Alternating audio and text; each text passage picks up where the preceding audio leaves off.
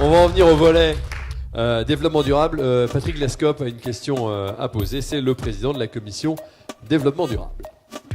Bonjour. La commission développement durable de la CCI de région Bretagne regroupe une quinzaine de chefs d'entreprise de tout métier qui se sont réunis une douzaine de fois depuis le début de la mandature et qui a travaillé sur pratiquement tous les domaines de compétences des chambres de commerce. Formation, innovation, développement des entreprises, etc. Et elle a donné des avis sur la stratégie de la Chambre, à la fois sur le volet territorial, vous en avez parlé, les équipements, l'aménagement du territoire. On a vu cette carte tout à l'heure qui nous met pratiquement au milieu de l'Atlantique. Elle s'est intéressée au volet formation, en cherchant ce par quoi on pouvait aider les entreprises à développer leurs compétences vers les nouveaux métiers. Vous en avez parlé tout à l'heure un petit peu, M. Jadot. Comment intégrer le développement durable dans les formations à nos collaborateurs?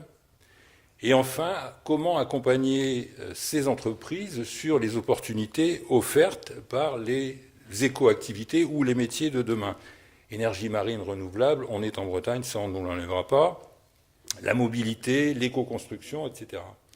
Comment enfin assurer la compétitivité des entreprises par une meilleure gestion de l'eau, de l'énergie et des déchets?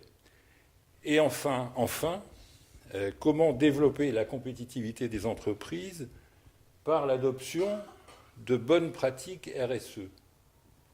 Alors j'ai deux questions à l'issue de ce court exposé.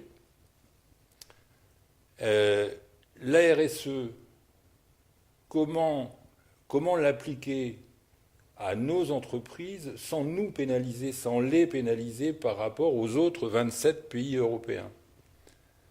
C'est vrai que la RSE, ma grand-mère dans son commerce en faisait, c'était plus une affaire de bon sens qu'autre chose.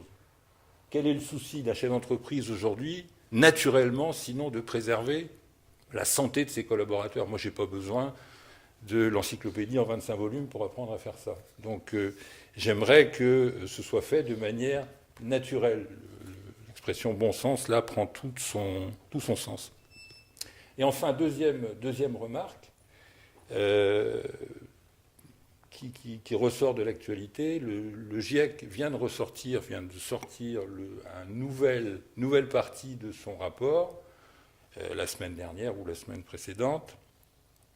Est-ce que les expertises du GIEC seront le seul appui à la réflexion des parlementaires européens, comme j'ai pu en avoir l'impression dans les années passées? J'ai eu, quand j'entends, et on a un Breton célèbre qui fait partie des experts du GIEC, quand j'entends les propos alarmistes du GIEC aujourd'hui, je me dis, est-ce qu'on va pouvoir continuer à travailler demain si les députés européens suivent à la lettre les préconisations du GIEC? Voilà, j'ai été un petit peu long, mais je pense que ça méritait. Alors deux questions. On prend la première. La RSE, la responsabilité sociale des entreprises. Comment accompagner les PME, les ETI? Est-ce qu'il y a besoin que ce soit aussi lourd, aussi formulé, aussi normé? Qui souhaite répondre sur ce sujet tout d'abord? Jean Arthuis. Moi, je veux bien. Je pense qu'il faut cesser de croire que tout relève de la réglementation et de la loi. Je pense que rien ne remplace la déontologie et l'éthique. Et au fond, et vous l'avez dit, vient un moment où vous l'appliquez spontanément parce que vous n'êtes pas dans la tyrannie du court terme et que vous entendez animer une communauté humaine et l'animer durablement. Et je crois que dans l'esprit d'une majorité de chefs d'entreprise, cette exigence éthique commence à prendre toute sa place. Et on voit bien que là où ces politiques respectueuses des comportements des hommes, pratiquant une bonne information au sein de l'entreprise pour que chacun se motive, je pense que dès lors, on peut faire confiance à ces communautés d'entreprises pour aller de l'avant sans pour autant les enfermer dans un corps de règlements et de lois. Pour le reste, si l'Europe, pour des raisons légitimes, vient à légiférer en matière d'environnement, en matière sociale, elle a le devoir, alors, aux frontières, d'opérer une régulation et de ne pas accepter que le marché soit envahi par des produits issus de processus qui ne respectent aucune de ces contraintes. Donc il y a une question de cohérence, une question de pilotage politique. Moi, je souhaite une Europe où l'on fasse beaucoup moins de réglementation et où, en revanche, on partage beaucoup plus un certain nombre de souverainetés nationales pour les rendre effectives. Alors, elle existe pour l'instant, cette réglementation RSE. Elle peut pénaliser des entreprises françaises qui la respecteraient à la lettre par rapport à des entreprises d'autres pays qui ne sont pas soumises aux mêmes normes ou aux mêmes contraintes. Comment on les accompagne, ces entreprises françaises qui respectent à la lettre ce qui est demandé? Je suis toujours prêt, et j'en rencontre beaucoup de chefs d'entreprise, de boîtes qui font des efforts considérables sur la question de la protection en matière de santé au travail, sur la question d'intégration, de la question environnementale et des externalités. Il y a aussi des entreprises qui ont du mal. Je veux dire, moi j'entendais Auchan qui ne veut pas assumer sa responsabilité par rapport à ce qui s'est passé au Bangladesh, par rapport à des niveaux de sous-traitance qui sont aujourd'hui absolument pas contrôlés. Et je suis désolé, ça ne peut pas continuer comme ça. Y compris si on veut défendre un minimum d'emplois dans le textile en Europe, on ne peut pas accepter qu'un certain nombre d'entreprises qui ont des sièges sociaux en France considèrent que la façon dont on travaille au Bangladesh ne regarde personne et n'intéresse personne. C'est quand même, je veux dire, on a aussi cette responsabilité-là. Le GIEC, c'est la référence internationale en matière d'analyse de l'état de notre climat et potentiellement des effets dramatiques. Moi, j'étais encore hier avec les métiers de la pêche. Je peux vous dire que le dérèglement climatique, comme il s'est passé cet hiver, et c'est l'Organisation météorologique mondiale qui nous a dit que la fréquence, l'intensité des tempêtes, le niveau des inondations étaient liés au dérèglement climatique. Donc soit on considère que c'est simplement un coût, soit on considère que c'est une opportunité. Vous parliez des énergies marines.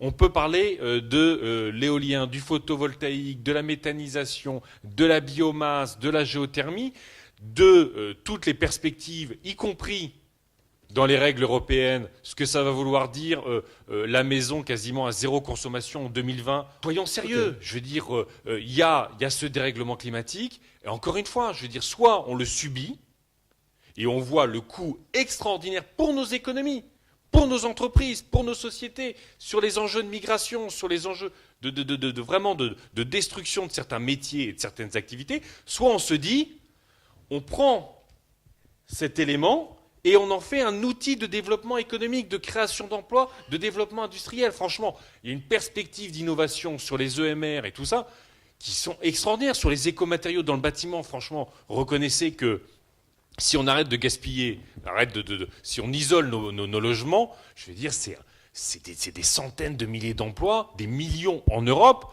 pour arrêter nos passoires énergétiques. Alors, et c'est du pouvoir d'achat, et c'est du confort dans les maisons. Bon, on a vu le député vert là, qui s'exprimait aussi. Mais bah oui, c'est un député vert, mais regardez tous les rapports de la Commission européenne, regardez tous les rapports qui disent à quel point c'est un potentiel majeur pour nos économies. C'est pour ça que vous êtes là, Yannick Jadot. Mais Jean Arthuis, sur moi je ne conteste sur le GIEC. Je ne conteste pas l'autorité du GIEC. Oui. Il est mandaté par les Nations Unies, il dépend des Nations Unies.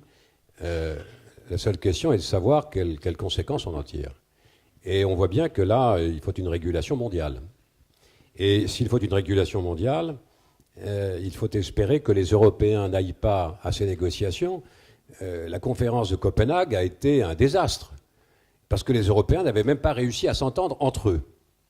Donc, il n'y aura d'action significative que lorsque l'Europe aura une véritable autorité politique et un véritable gouvernement. Pour l'instant, l'Europe, ça n'est que l'addition des égoïsmes nationaux. Et chacun règle ses petites affaires comme il l'entend.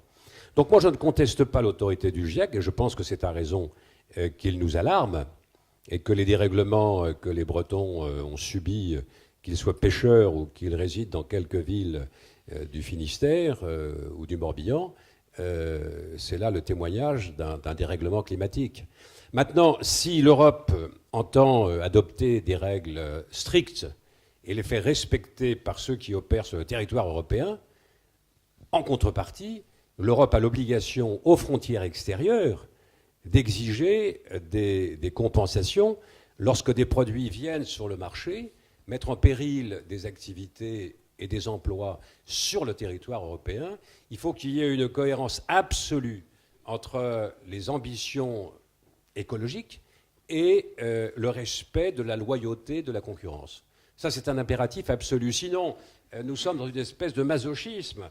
Alors, je vois bien tout le potentiel de l'économie verte, mais l'investissement qu'il faut faire pour respecter ces normes, je l'ai vérifié récemment sur des logements sociaux dans mon département, très franchement, l'économie d'énergie n'est pas à la hauteur du coût de l'investissement.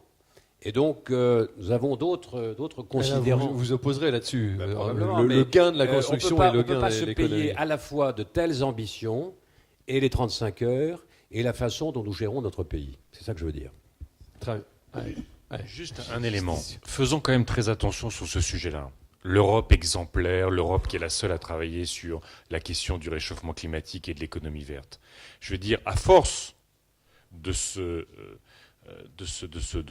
mettre dans ce discours-là, je veux dire, c'est la Chine, ce sont les États-Unis, la Corée du Sud qui sont en train de prendre tous ces marchés qui vont être les grands marchés du XXIe siècle.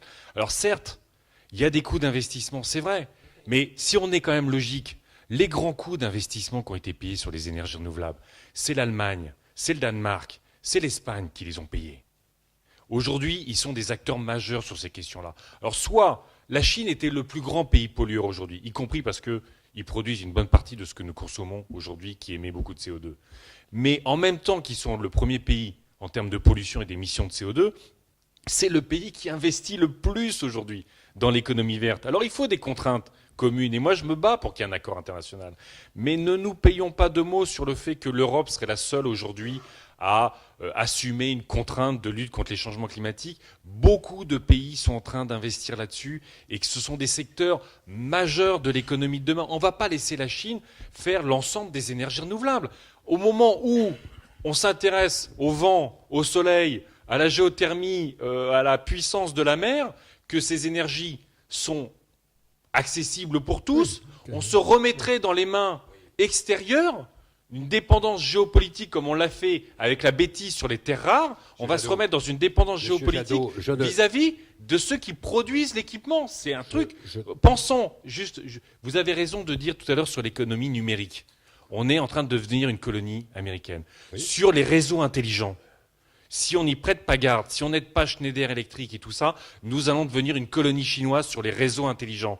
L'économie numérique, ce seront les Américains. Les réseaux intelligents qui permettent l'interconnexion et qui ce seront les Chinois. Je veux dire, ce sont des enjeux, y compris de souveraineté politique. Un mot, Jean Arthuis, et on passe au volet pêche. Je ne sous-estime absolument pas la nécessité d'un effort d'investissement. Mais quand on parle d'un effort d'investissement, encore faut-il en avoir les moyens. Or, nous avons gâché une partie de nos moyens en n'opérant pas les réformes structurelles que d'autres ont fait avant nous. Et là, on en vient à des considérations plus franco-françaises qu'européennes, c'est que nous avons un devoir de requalification de la France, et ce devoir doit trouver à s'appliquer dans l'urgence. Ouais. C'est pour ça que vous avez choisi de partir pour l'Europe plutôt que de rester au Sénat. Moi, je m'intéresse beaucoup aux questions économiques, financières, budgétaires, et je fais le constat que lorsque nous légiférons au plan national, en matière économique, en matière financière, c'est souvent de la gesticulation, et que les textes fondamentaux sont des textes qui sont conçus au plan européen et que nous transcrivons au Parlement national.